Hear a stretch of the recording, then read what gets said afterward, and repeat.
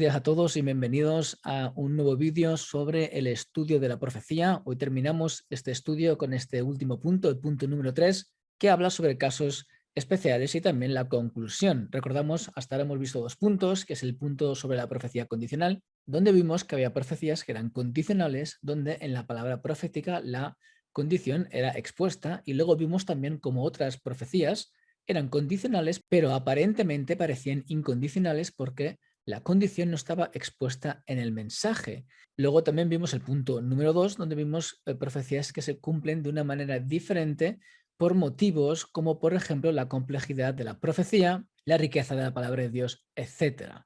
El motivo de este estudio, como hemos dicho en los dos primeros episodios, es para refutar esta idea de esta escuela moderna por la cual piensan que si una profecía no se cumple, el profeta es un falso profeta y debería ser sometido a juicio, como por ejemplo el de Deuteronomio 13 y Deuteronomio 18. Y bueno, esto lo dicen, sabemos que lo dicen de una manera más estilo figurada de cómo deberían de ser si se aplicase el juicio que se utilizaban a los profetas, a los falsos profetas en el Antiguo Testamento, si se utilizase ahora en el Nuevo.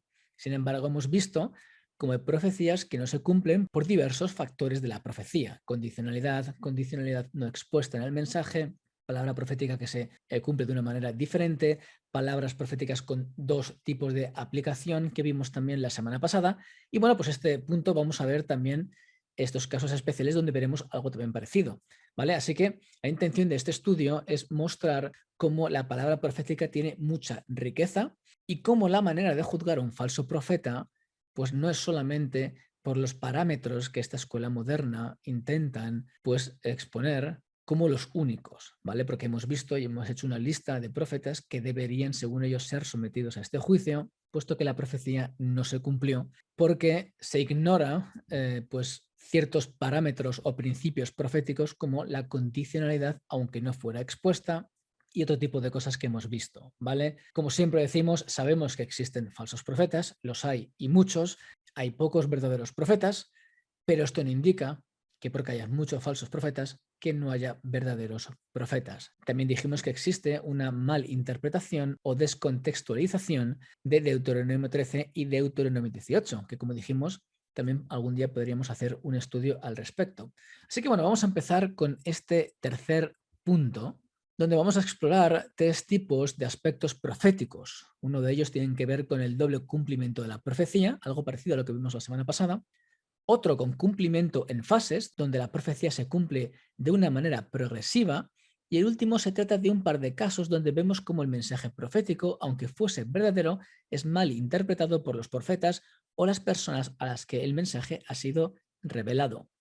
Veremos cómo en ninguno de los casos el mensaje profético se pone en duda y que la mala interpretación o equivocación directa que veremos con Natán no implica que el profeta sea un falso profeta ni que éste deba de ser apedreado. En el caso de Natán veremos cómo la forma que él expresó su sentimiento ante la pregunta de David parecía indicar que era una respuesta del Señor. Evidentemente no lo era, lo veremos después, pero esto aún así no indica que Natán fuese considerado un falso profeta. Así que vamos a empezar con la primera sección, que va a ser las profecías con doble cumplimiento.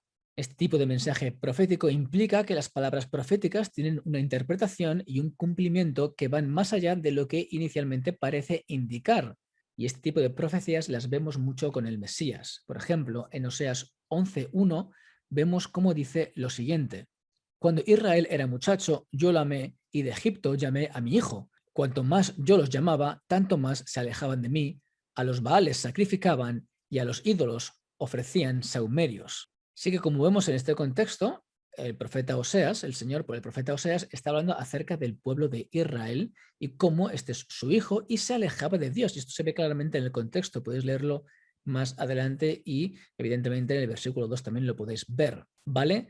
Sin embargo, Mateo identifica esta profecía con Jesús, cuando Herodes buscaba a Jesús para matarle. Esto lo vemos en Mateo 2, 14 al 15, donde dice: y él, despertando, tomó de noche al niño y a su madre y se fue a Egipto, y estuvo allá hasta la muerte de Herodes, para que se cumpliese lo que dijo el Señor por medio del profeta, cuando dijo: de Egipto llamé a mi hijo. Esto es justo lo que hemos visto antes aquí en Oseas 11, 1 al 2, en el primer versículo, cuando dice: y de Egipto llamé a mi hijo. ¿Qué es lo que vemos aquí? Un caso de esta doble aplicación de una profecía. Inicialmente una profecía que iba dirigida a Israel, encima a un pueblo rebelde en este caso, pero sin embargo también estaba dirigida de una manera más profunda al Mesías, pues existía esta conexión entre Jesús como el Hijo de Dios y la huida a Egipto que tuvieron que hacer los padres para salvar al niño de las manos de Herodes. Bien, ¿cómo se juzgaría este tipo de profecía bajo el estándar moderno? Pues en este caso de profecías con doble cumplimiento, vemos como una de ellas eran palabras proféticas, ¿no? Por medio de Oseas con relación a su pueblo, al pueblo del Señor, y también a la aplicación al Mesías por la situación en la que se encontraba. Bajo los estándares modernos, evidentemente, este tipo de interpretación profética, donde la palabra de Dios tiene más de un sentido, sería juzgada uno como falsa profecía por parte de Oseas o dos, falsa interpretación por parte de Mateo, porque no pueden ir juntas. O incluso dirían los más intelectuales que, bueno, ¿cómo puede ser que Mateo pudiese interpretar esto así cuando contextualmente habla clarísimamente solo del pueblo de Israel y encima de un pueblo rebelde, ¿vale? Pero ¿qué vemos aquí? Como la intelectualidad supuesta, pues en este caso interpretaría que las palabras de Oseas solo podían ser dirigidas al pueblo de Dios contextualmente en esa época, pero vemos cómo esta profecía tenía un doble sentido. El Señor estaba inspirando a Oseas para que esta profecía también se cumpliese con su hijo cuando tuvieron que huir a Egipto, ¿vale? Esto es muy importante. Bajo un nivel contextual solo se aplicaba al pueblo de Israel, bajo un nivel también espiritual, aparte del pueblo de Israel, al Mesías, por lo que sucedió en el contexto de la época. Así que, ¿qué vemos aquí? El estándar moderno diría evidentemente que uno, la profecía de Oseas estaba errada, porque iba dirigida al pueblo de Dios cuando realmente iba solamente al Mesías, o dirían que Mateo estaba equivocado porque la palabra era para el pueblo de Dios, el pueblo de Israel rebelde, y él la intenta interpretar como que fuese para el Mesías. ¿Vale? Vemos aquí cómo esto es lo que posiblemente ocurriría. Uno de los dos profetas o el intérprete de la profecía, Mateo en este caso, sería llamado falso profeta por medio de esta escuela moderna, ¿vale? Así que vemos otro problema que tienen a la hora de interpretar este tipo de profecías con doble sentido. Vamos a ver también el Salmo de David, en el Salmo 22, y la aplicación mesiánica. En el Salmo 22, 18 vamos a ver una situación que le pasaba a David específicamente, donde dice lo siguiente en el versículo 18 de este capítulo: repartieron entre sí mis vestidos y sobre mi ropa echaron suertes. Esto lo dice David de la situación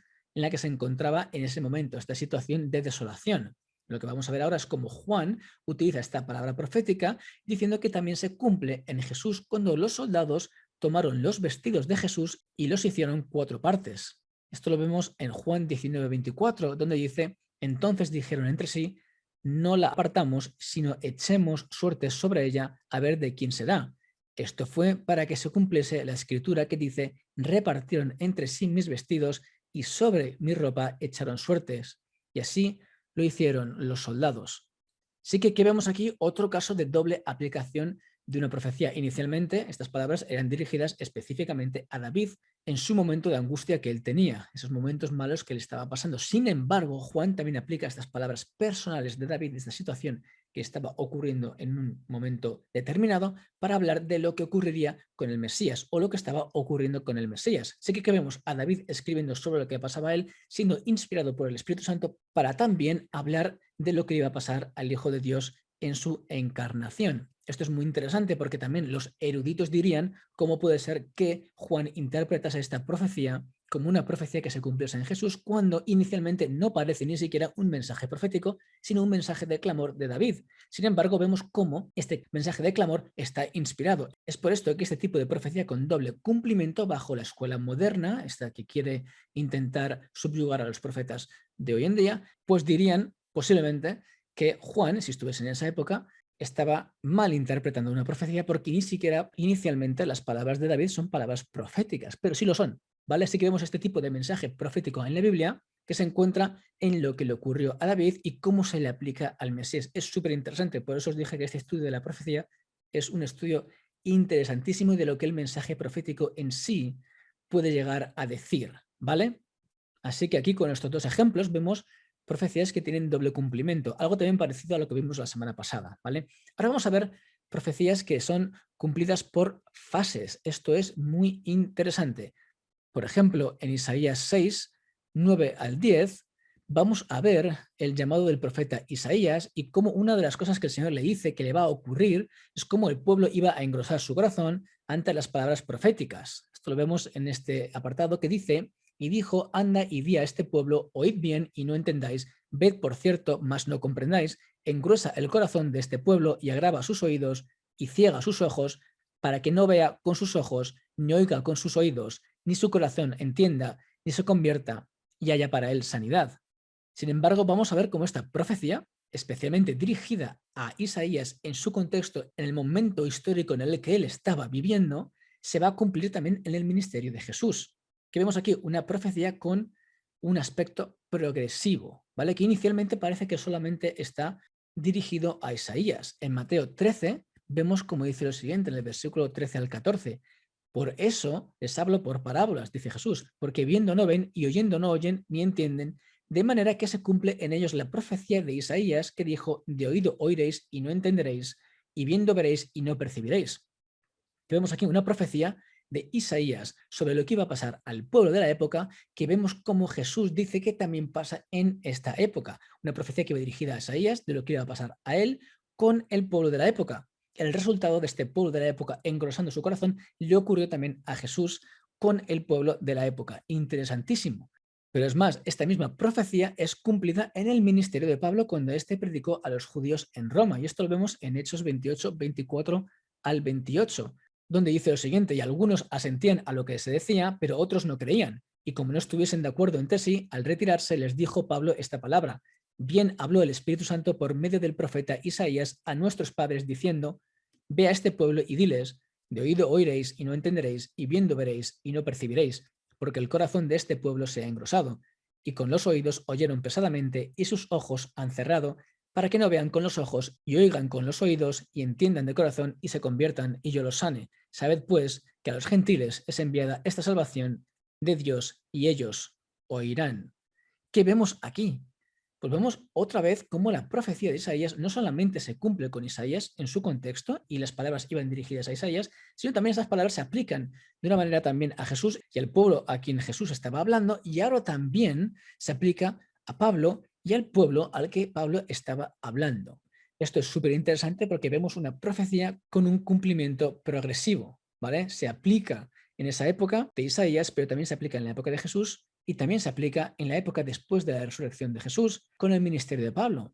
Y esto puede indicar también que esta profecía también se puede cumplir hoy en día cuando vemos a gente que es rebelde, un pueblo rebelde. Se podría decir lo mismo a aquellas personas que no quieren escuchar la palabra del Señor, incluso el pueblo cristiano. Se podría decir sin ningún problema que la profecía de Isaías también se ha cumplido hoy en día. Vemos esta profecía progresiva, como se cumple con Isaías, que las palabras van dirigidas a él, el pueblo de la época también con Jesús, el pueblo de la época de Jesús también con el pueblo de la época de Pablo después de la resurrección de Jesús. Muy interesante. Y ahora bien, ¿cómo interpretarían este tipo de profecías o de interpretación de profecías estas personas del estándar moderno? Bueno, pues pasaría algo muy increíble porque vemos cómo dirían que Jesús evidentemente no pudo discernir o no pudo interpretar la profecía correctamente, porque bajo un examen exegético dirían que esa profecía iba dirigida solamente a Isaías y al pueblo de Isaías, pero vemos cómo Jesús la aplica a su época y lo mismo ocurriría con Pablo.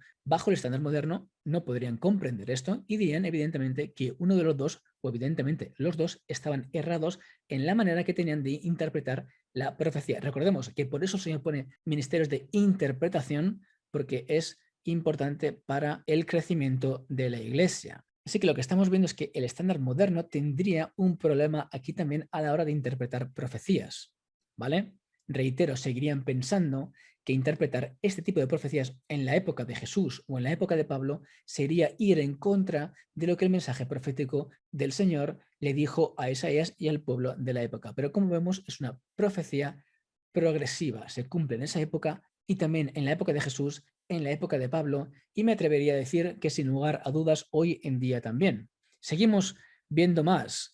Vamos a ver la profecía del Mesías en Isaías 9, donde vemos cómo en Isaías 9:6 dice lo siguiente: porque un niño nos es nacido, hijo nos es dado, y el principado sobre su hombro, y se llamará su nombre admirable, consejero, Dios fuerte, Padre eterno, príncipe de paz.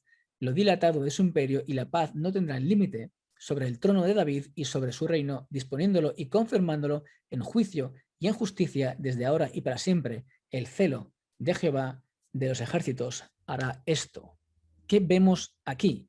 Aquí vemos una profecía sobre el Hijo de Dios, sobre Jesús. Y vemos cómo esta profecía dice lo que va a ocurrir. Es un niño que es nacido, que es evidentemente Dios, consejero, Padre eterno, príncipe de paz, y habla también de lo dilatado de su imperio y la paz que no tendrá límite y cómo iba a juzgar con justicia y con juicio. Bueno, pues este tipo de profecía se puede apreciar que es una profecía que también tiene un cumplimiento en fases.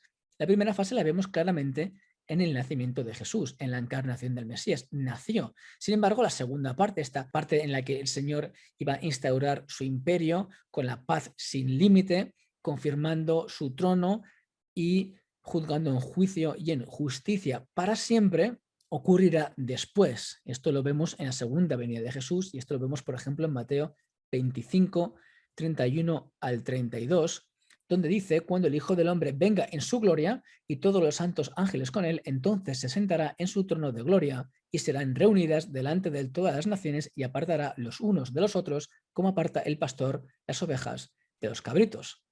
Así que vemos aquí como esta segunda parte de la profecía de Isaías, capítulo 9, se cumple en la segunda venida. ¿Vale? La primera parte en el nacimiento de Jesús, en la encarnación que ocurrió hace 2000 años, y vemos aquí también ahora como esta segunda parte, el mismo Jesús nos aclara que será en su segunda venida, algo que también hace Pablo en Hechos 17:31 cuando dice: por cuanto ha establecido un día en el cual juzgará al mundo con justicia por aquel varón a quien designó, dando fe a todos con haberle levantado de los muertos.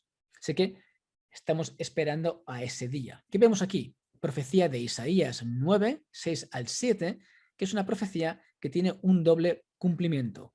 La primera parte que ocurre en el nacimiento de Jesús y la segunda parte que ocurre en la segunda venida. ¿Vale? ¿Cómo juzgaría este tipo de profecía el estándar moderno? Pues diría que Isaías estaba equivocado, porque cuando vino Jesús no pasó todo lo que puso en este versículo en particular. Sin embargo, hay que comprender que las profecías, hay algunas que son progresivas. En el caso de Isaías 9 es una profecía progresiva. Habla de lo que va a ser el Mesías, su ministerio, en las dos partes, aunque parezca inicialmente que es en una parte. ¿Vale? Así que dirían, evidentemente, este estándar moderno, que Isaías estaba equivocado y evidentemente tendría que ser juzgado bajo el juicio de Deuteronomio 18 y Deuteronomio 13. Pero como vemos aquí, es lo mismo. Ocurre una falta de comprensión de la riqueza de las palabras proféticas. Sabemos que hay palabras que son incondicionales, las hemos dicho también, pero sabemos también que hay más matices en la profecía, que es lo que estamos viendo en este estudio. Vamos a ver una más, vamos a ver la profecía de Joel y el cumplimiento en Hechos 2. Vamos a ver cómo también existe esta revelación progresiva. En Joel 2, 28 y luego el capítulo 3, 1 al 3, vamos a ver cómo dice lo siguiente: y después de esto derramaré mi espíritu sobre toda carne y profetizarán vuestros hijos y vuestras hijas, vuestros ancianos soñarán sueños y vuestros jóvenes verán visiones. Y también sobre los siervos y sobre las siervas derramaré mi espíritu en aquellos días y daré prodigios en el cielo y en la tierra, sangre y fuego y columnas de humo. El sol se convertirá en tinieblas y la luna en sangre antes que venga el día grande y espantoso de Jehová, y todo aquel que invocare el nombre de Jehová será salvo, porque en el monte de Sión y en Jerusalén habrá salvación, como ha dicho Jehová, y entre el remanente el cual él habrá llamado. Porque aquí que en aquellos días y en aquel tiempo en que haré volver la cautividad de Judá y de Jerusalén, reuniré todas las naciones y las haré descender al valle de Josafat, y allí entraré en juicio con ellas a causa de mi pueblo y de Israel mi heredad, a quien ellas esparcieron entre las naciones y repartieron mi tierra. ¿Y qué es lo que vemos aquí? Pues vemos una profecía que, si analizamos cuidadosamente, parece indicar que todo lo que está ocurriendo aquí ocurrirá al mismo tiempo, desde el derramamiento del Espíritu, la invocación del nombre de Jehová por las personas, hasta también las naciones ser reunidas y el Señor entrando en juicio en contra de las naciones. Sin embargo, ¿qué vemos en Hechos 2, 14 al 21? Vemos cómo se cumple la profecía de Joel, y lo dice el mismo Pedro. Y esto lo vemos en Hechos 2, 14 al 21. Entonces Pedro, poniéndose en pie con los 11, alzó la voz y les habló diciendo: varones judíos y todos los que habitáis en Jerusalén, esto os sea notorio, y oíd mis palabras, porque estos no están ebrios, como vosotros suponéis, puesto que es la hora tercera del día. Mas esto es lo dicho por el profeta Joel, y en los postreros días, dice Dios, derramaré de mi espíritu sobre toda carne, y vuestros hijos y vuestras hijas profetizarán, vuestros jóvenes verán visiones, y vuestros ancianos soñarán sueños. Y de cierto sobre mis siervos y sobre mis siervas, en aquellos días derramaré de mi espíritu, y profetizarán. Y daré prodigios arriba en el cielo y señales abajo en la tierra, sangre y fuego y vapor de humo. El sol se convertirá en tinieblas y la luna en sangre, antes que venga el día del Señor grande y manifiesto, y todo aquel que invocare el nombre del Señor será salvo. Interesantísimo lo que vemos aquí. Vemos cómo la profecía de Joel no se cumple en su totalidad, sino parcial. Vemos la primera parte de la profecía y la segunda se cumplirá en otro momento. Un ejemplo claro de un cumplimiento de profecía de manera progresiva. ¿Cómo sería juzgado ese tipo de profecía bajo el estándar moderno? Pues una de dos, o se equivocó Joel o se equivocó Pedro en su interpretación, porque no ocurrió todo como estaba dicho por la profecía. Sin embargo, lo que vemos es que se trata de una profecía como las anteriores que tienen un cumplimiento progresivo. Ocurre una cosa ahora y luego una cosa ocurrirá después, aunque el mensaje profético parece indicar que todo ocurrirá al mismo momento. Pues bajo el estándar moderno, una vez más, incurrirían en el error de catalogar este tipo de profecías o de interpretación de profecías como algo erróneo, ¿vale? Una vez más, vemos cómo esto no se tiene. Y lo mismo lo vemos con las profecías del exilio y cómo iban a volver el pueblo a su tierra, que vemos, por ejemplo, en Ezequiel, en Jeremías, eso lo podéis ver en Ezequiel 36, en Jeremías 30, donde se habla de este tipo de reunión gloriosa del pueblo de Dios. Y hemos visto parte, pero no lo hemos visto entero, porque se tratan de profecías también progresivas. Y ahora vamos a ver un apartado número 3, donde vamos a ver profecías mal interpretadas por los profetas o las personas a las que el mensaje ha sido revelado. Esto es muy interesante, ¿vale? Vamos a ir a Hechos 20:22, donde dice lo siguiente: ahora he aquí, ligado yo en espíritu, voy a Jerusalén sin saber lo que allá me ha de acontecer. ¿Qué vemos aquí? Como Pablo dice lo que iba a pasar. Por el espíritu, ligado yo en espíritu, voy a Jerusalén sin saber lo que allá me ha de acontecer. Sin embargo, en Hechos 21 vemos un caso un poco especial cuando Pablo llega a Tiro, se encuentra con unos discípulos y le dicen lo siguiente. Esto lo veis en el 21, versículo 4. Y hallados los discípulos, nos quedamos allí 7 días y ellos decían a Pablo por el espíritu que no subiese a Jerusalén. ¿Qué vemos aquí? Pablo ligado por el Espíritu en ir a Jerusalén, y aquí vemos ahora los discípulos por el Espíritu diciéndole que no subiese a Jerusalén. Después de esto, Pablo sale y fue a Cesarea posando en casa de Filipe, y es ahí cuando vino Ágabo, que descendía de Judea, y le profetizó lo siguiente, que vimos la semana pasada, en el versículo 10 del capítulo 21, donde en el versículo 11 le dice básicamente que los judíos le van a atar en Jerusalén. ¿Qué es lo que ocurre después en el versículo 12 al 16? Mira lo que dice aquí: al oír esto, le rogamos nosotros y los de aquel lugar que no subiese a Jerusalén. Entonces Pablo respondió: ¿qué hacéis llorando y quebrantándome el corazón? Porque yo estoy dispuesto no solo a ser atado, mas aún a morir en Jerusalén por el nombre del Señor Jesús. Y como no le pudimos persuadir, desistimos diciendo: hágase la voluntad del Señor. Lo que pasa después lo podéis ver en los siguientes versículos, ¿vale? ¿Qué es lo que vemos? Pues en este ejemplo muy específico vemos cómo inicialmente Pablo estaba ligado por el Espíritu a ir a Jerusalén.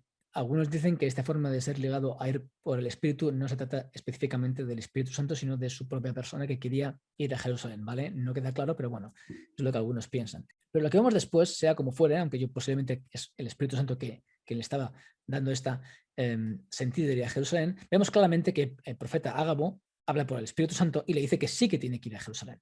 ¿Vale? Sé que vemos cómo claramente este sentir que tenía Pablo, que pudiera ser del Señor o no, porque el texto no lo deja claro, pero parece indicar que sí, está también pues ratificado por el profeta Ágabo, hablando de cómo el Espíritu Santo le dice que sí que tiene que ir a Jerusalén. Pero ¿qué es lo que hemos visto antes? Hemos visto a estas personas que por el Espíritu le rogaban a Pablo a no subir a Jerusalén. Recordemos que esto lo hemos visto en el capítulo 21, donde decía lo siguiente: y ellos decían a Pablo por el Espíritu que no subiese a Jerusalén. Pero vemos como Pablo dice que no le importa subir a Jerusalén, ¿vale? ¿Y qué es lo que vemos aquí? Vemos como Pablo por el Espíritu quiere ir a Jerusalén. Luego vemos los hermanos que por el Espíritu le dicen que no vaya a Jerusalén, o le ruegan que no vaya a Jerusalén. Y luego vemos cómo la palabra profética por medio del profeta le dice que sí, que vayan a Jerusalén. Pero luego la reacción de Pablo y de los que estaban con él diciendo hágase la voluntad del Señor, era diferente. ¿Significa esto, por lo tanto, que el Espíritu no estuviese hablando por los de Tiro? En absoluto. Pues la palabra nos deja claro que era el Espíritu quien hablaba por ellos. Sin embargo, no captaron claramente lo que les quería decir el Espíritu Santo. En este caso en particular, quizá el Señor les ponía el peligro, ese sentimiento de peligro que pasaría a Pablo, porque era su voluntad, y no pudieron discernir cómo el peligro no implicaba que Pablo no debiera de ir, sino que implicaba que a lo mejor tendrían que interceder para que el Señor estuviese con él, ¿vale? Por ejemplo.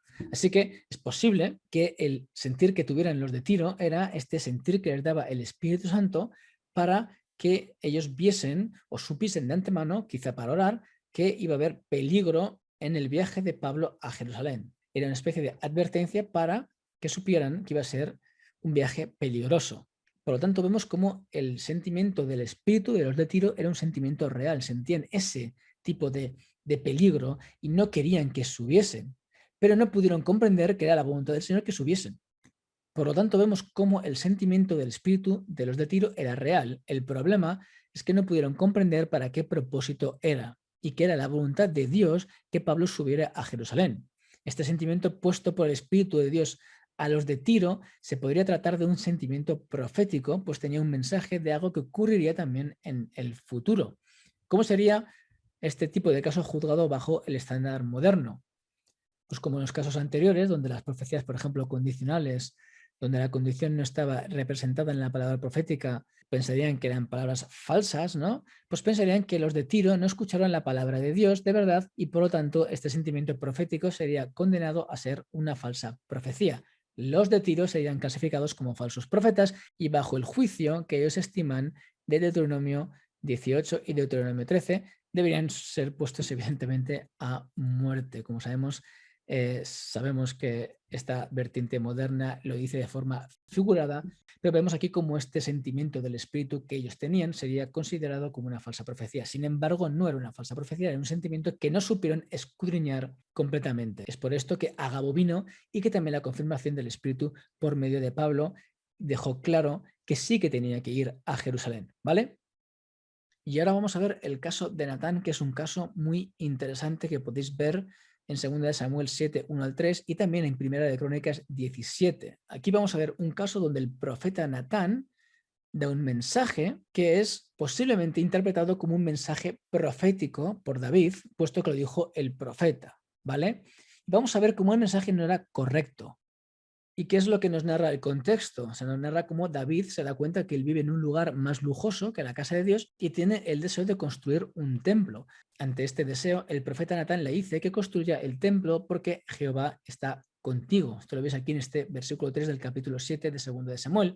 Y Natán dijo al rey, anda y haz todo lo que está en tu corazón porque Jehová está contigo. Esto también lo podéis ver en 1 de Crónicas 17:2. Este tipo de expresión, Jehová está contigo, también se trata de una frase que puede indicar respaldo divino, respaldo profético. Esto, por ejemplo, lo vemos en las palabras del ángel de Jehová a Gedeón en Jueces 6:12, donde dice lo siguiente: y el ángel de Jehová se le apareció y le dijo, Jehová está contigo, varón esforzado y valiente. También vemos algo parecido en el caso de 2 de Crónicas 25:7, donde un profeta de Dios vino ante el rey Amasías y le dijo lo contrario, que Dios está con Israel ante esa guerra. Y le dice lo siguiente: mas un varón de Dios vino a él y le dijo, rey, no vaya contigo el ejército de Israel, porque Jehová no está con Israel, ni con todos los hijos de Efraín. Así que vemos justo lo contrario: Jehová no está contigo, implica que el Señor no está con él. Este mensaje profético del profeta, del varón de Dios que le dijo al rey. ¿Qué es lo que vemos hasta ahora? Ante las palabras de David, Natán le dice, anda y haz todo lo que está en tu corazón porque Jehová está contigo. ¿Qué es lo que ocurre después? Que en esa misma noche Dios le habla a Natán diciéndole que David no debería edificar el templo. Esto lo podemos ver en 2 de Samuel 7, 4 a 5. Aconteció aquella noche que vino palabra de Jehová a Natán diciendo, ve y di a mi siervo David, así ha dicho Jehová, ¿tú me has de edificar casa en que yo more?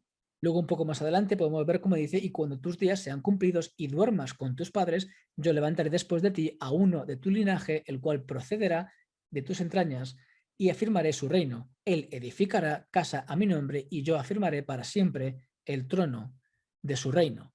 Así que, como se puede apreciar, en esta ocasión Natán no fue puesto a muerte por profetizar inicialmente algo falso. Como hemos visto hasta ahora, hay diferentes tipos de profecías donde hay una condicionalidad a veces no expuesta, hay un mensaje más rico, hay diferentes facetas que hemos visto. Sin embargo, este es un claro ejemplo de que Natán se equivoca o que dice algo que no era la voluntad de Dios. Sin embargo, no fue apedrado ni puesto a muerte. ¿Vale? La manera en la que Natán se expresó parecía indicar que era una profecía del Señor, pero no lo era. Era quizás su pensamiento o su opinión ante algo que parecía ser una intención correcta por parte de David. Aquellos que piensen que Natán no estaba hablando como profeta o que David no lo entendiera así porque no dijo así dice el Señor, podría estar equivocado porque no siempre un profeta de Dios se expresaba de esta manera. De hecho, el profeta Samuel, en 1 Samuel 10, cuando explica a Saúl las cosas que iban a pasar, no dice en ningún momento así dice el Señor. Sin embargo, toda la profecía se cumple. Curiosamente, el mismo Samuel emplea la misma cláusula que vemos con Natán cuando le dice a Saúl, esto lo podemos ver en 1 Samuel 17, y cuando te hayan sucedido estas señales, haz lo que te viene a la mano porque Dios está contigo. Cuando comparamos los dos versículos, el de 1 Samuel 17 con el de 2 de Crónicas 17:2, vemos cómo se utilizan las mismas palabras también en el hebreo. ¿Vale? De hecho, luego podéis ver en el capítulo 10 de 1 Samuel 9 al 10 cómo todo lo que le dijo Samuel que iba a ocurrir, ocurrió. ¿Vale? Podéis parar la pantalla y leerlo tranquilamente. ¿Vale? ¿Cómo juzgaría a Natán el estándar moderno? Bueno, pues el caso de Natán es importante porque, como hemos visto, el profeta es corregido por Dios y en ningún lugar es considerado por un falso profeta, ni merecedor de este título, ni de la ejecución que estaba impuesta en Deuteronomio 18, ni en Deuteronomio 13. Que vemos claramente un profeta que aparentemente decía una palabra que quizá fuese su opinión o su sentimiento, pero que pudo ser entendido como una palabra profética porque así también a veces y en ocasiones hablaban los profetas. Sin embargo, se trataba de una palabra que no venía del Señor. Nadie dijo que Natán fuese un falso profeta ni nada por el estilo. Sin embargo, el estándar moderno de juicio a los profetas, pues dirían que Natán sería un falso profeta. Y vamos a terminar con el último caso, la interpretación de Jacobo sobre la profecía de Amós, ¿vale? Por ejemplo, en Hechos 15, en el concilio de Jerusalén, donde tanto Pedro como Bernabé y Pablo estaban intentando explicar cómo la salvación era extendida a los gentiles y cómo por lo tanto si ellos recibían a Cristo también eran parte del pueblo de Dios, en un momento dado Jacobo dijo lo siguiente, mencionando al profeta Amós para afianzar el mensaje de la salvación a las naciones como algo profetizado en el Antiguo Testamento. Esto lo vemos en Hechos 15, 13 al 18. Dice, cuando ellos callaron, Jacobo respondió diciendo, varones hermanos, oídme, Simón ha contado cómo Dios visitó por primera vez a los gentiles para tomar de ellos pueblo para su nombre.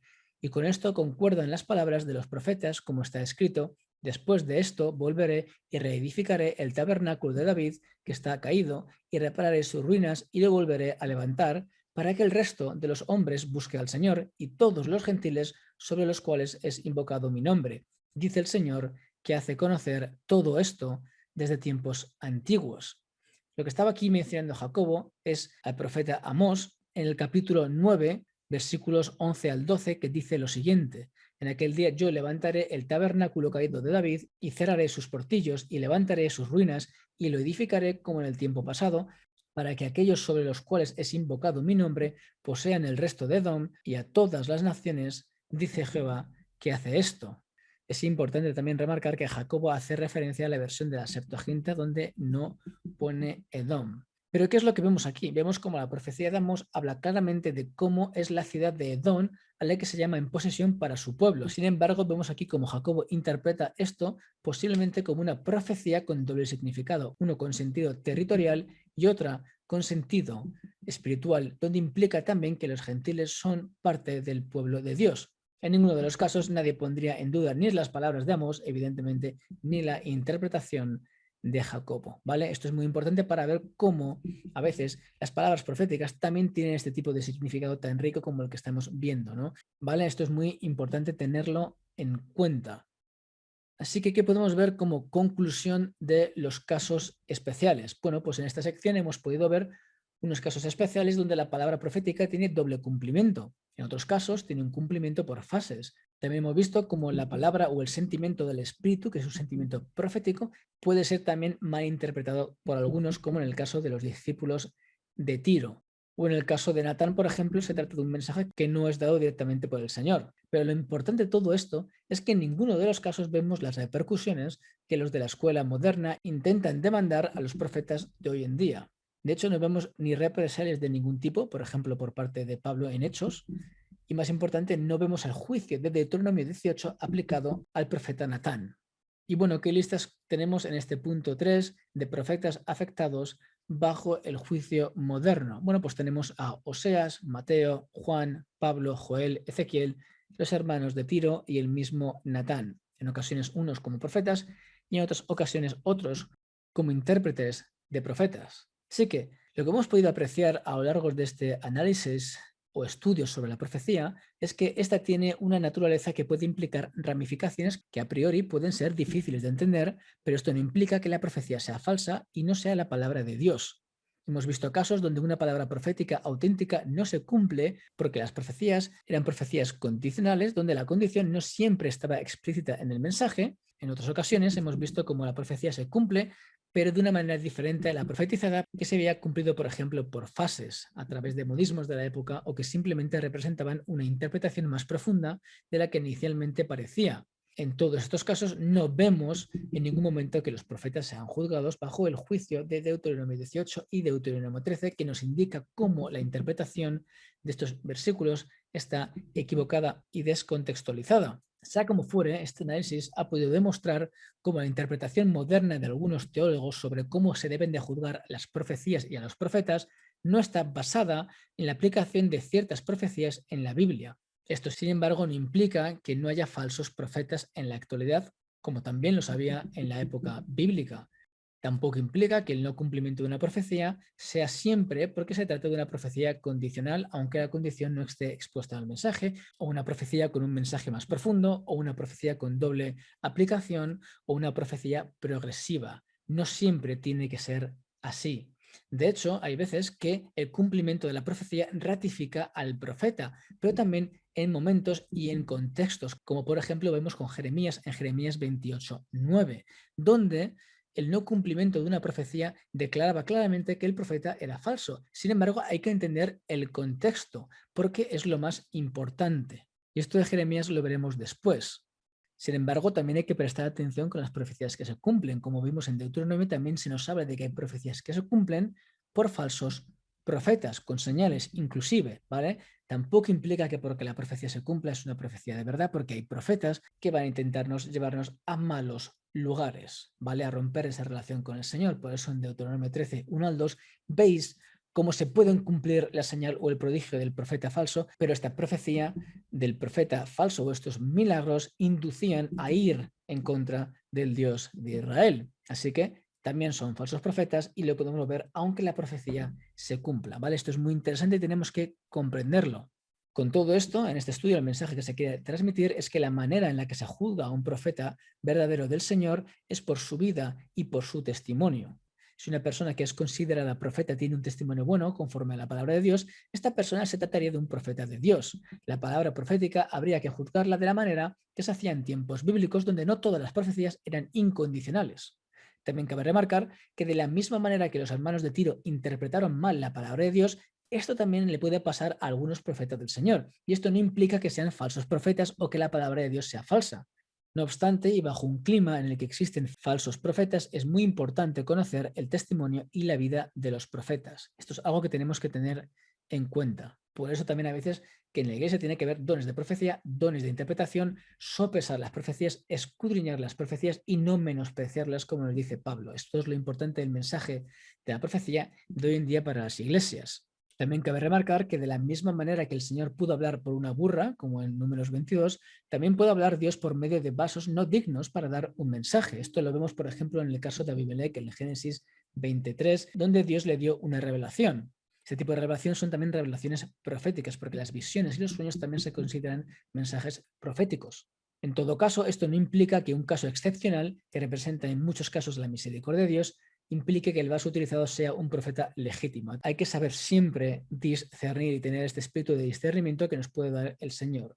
Es por esto que vemos lo que nos dice Pablo en 1 Tesalonicenses 5, 20 al 21, no menospreciéis las profecías, examinadlo todo, retened lo bueno, ¿vale? Un versículo que sigo sin entender cómo los cesacionistas pueden dejar pasar por alto. Y para finalizar, como hemos mencionado anteriormente, en Jeremías 28 vemos un caso específico donde sí que se nos dice que el cumplimiento de la profecía o no va a legitimar a un profeta. Algunos incluso utilizan este versículo o este pasaje para justificar el método moderno de esta escuela moderna para juzgar a los profetas. Esto lo vemos en Jeremías 28:9, pero vamos a ver cómo están equivocados. Dice lo siguiente: el profeta que profetice paz, cuando se cumpla la palabra del profeta, será conocido como el profeta que Jehová en verdad envió. Sin embargo, tenemos que entender el contexto de lo que ocurre y por qué estas palabras son aplicadas aquí. Si lees el contexto en Jeremías 28, 1 al 9, lo podéis ver ahí, podéis parar la pantalla, abrir vuestras Biblias y leerlo tranquilamente. Podéis ver cómo contextualmente lo que ocurría es que había dos profecías de dos profetas diferentes, Ananías y Jeremías. Uno decía una cosa y otro decía otra. Entonces, ¿qué ocurre aquí? Que ante dos palabras que son contradictorias, evidentemente la palabra que se cumpliese era la palabra que respaldaba al profeta del Señor, ¿vale? Así que en este caso de Jeremías 28:9 sí que podemos ver quién es el profeta del Señor. La profecía que se cumplía iba a respaldar al profeta del Señor porque había dos profecías que eran completamente opuestas. Uno profetizaba paz y el otro no, ¿vale? Sí que contextualmente sí que en ocasiones se puede juzgar al profeta por el cumplimiento o no de la profecía, pero como podéis ver es porque en este caso había dos profecías que iban una en contra de la otra, ¿vale? Esto es interesante. Así que como conclusión, una de las facetas que este análisis o este estudio expone es cómo se juzgaban a los profetas en tiempos bíblicos. El caso que nadie pensara en apedrear a estos profetas, que hemos visto aquí, implica cómo la cláusula de Deuteronomio 18, en la que se basa en esta corriente moderna e interpretativa de esta manera figurada, no estaba aplicada o comprendida de la misma manera por el pueblo de Dios, lo cual no implica que siempre el pueblo de Dios aplicase la ley correctamente. Sin embargo, deja claro que ciertas profecías eran condicionales independientemente de si la condición era expuesta o tenía un mensaje más profundo o doble cumplimiento, etcétera, como hemos visto hoy en día. Queda además también decir que el caso de intentar utilizar Deuteronomio 18 como baremo para juzgar a los profetas de hoy en día, aunque sea de manera figurada, sería contraproducente para esta vertiente teológica moderna porque no solo les haría sujetos a toda la ley si quisieran hacerlo de una manera menos figurada, algo que les situaría posicionalmente el antiguo pacto, evidentemente, sino que también tuvieran que aplicar otras partes del mismo libro. Sin ir más lejos, en el mismo discurso dado por Moisés, 3 capítulos más adelante, se hablan de cómo había que lidiar con los hijos contumaces y rebeldes. Podéis leerlo tranquilamente en Deuteronomio 21, 18-21. Son diferentes capítulos, pero es el mismo discurso. Y más desfavorable para su posición a la hora de juzgar hoy en día a profetas auténticos respaldados por Dios sería como bajo su mismo baremo, siervos de Dios en los tiempos bíblicos, como Isaías, Jonás, Semaías, Moisés, Elías, Miqueas, Jeremías, Amós, Ezequiel, Ageo, Malaquías, Ágabo, los hermanos de Tiro o Natán, no solo serían considerados como falsos profetas, sino que ellos, al estar en el antiguo pacto, serían dignos de ser puestos a muerte. Ante este tipo de juicio y posición que quieren subyugar esta escuela moderna a los profetas modernos, Esteban tiene unas palabras muy interesantes y muy serias en Hechos 7:52, cuando dice: ¿a cuál de los profetas no persiguieron vuestros padres y mataron a los que anunciaron de antemano la venida del justo, de quien vosotros ahora habéis sido entregadores y matadores? Por lo tanto, este análisis a la posición moderna de cómo juzgar a los profetas de hoy en día, en base al cumplimiento o no de la profecía, y de cómo deberían de ser juzgados bajo el mandamiento dado en Deuteronomio 18, aunque fuera de una manera figurada, deja claro que esta posición teológica moderna está ausente de un claro respaldo bíblico. Bíblicamente, esta posición es demostrablemente falsa. La posición a la que ellos se sostienen es demostrablemente falsa, ¿vale? Así que con esto, hermanos, terminamos este estudio que estamos dando sobre la profecía y cómo el estándar moderno para aplicar el juicio a los profetas de hoy en día, pues no se tiene bíblicamente y no se podría aplicar a los profetas bíblicos, porque si no, la mitad de los profetas bíblicos, si no todos, serían puestos, según su juicio, deberían de ser puestos a muerte, ¿vale? Así que con esto terminamos el estudio, hermanos. Espero que haya podido ser de bendición. Si tenéis alguna duda o alguna pregunta, me podéis mandar un email o podéis poner algún comentario en el vídeo, ¿vale? Muchas bendiciones y hasta la próxima ocasión.